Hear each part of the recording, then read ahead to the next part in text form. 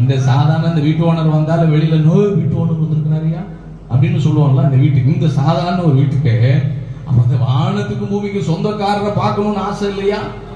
இருக்குல்ல? அப்போ அவ்வளவு தெய்வம் பெரிய தெய்வங்க. அப்போ அவரை பார்க்கணுன்ற ஒரு ஏக்கம் நம்மளுக்கு பெருகணும். எனக்கு ரொம்ப நான் தூங்கும்போது தனிமையா இருக்கும்போது சொல்லுவேன், ஆண்டவரே இன்னைக்கு உங்களை நான் பார்க்கணும்ப்பா, உங்க சாயலை நான் தரிசிக்கணும், உங்க சாயலால நான் திருப்தி ஆகணும்ப்பா.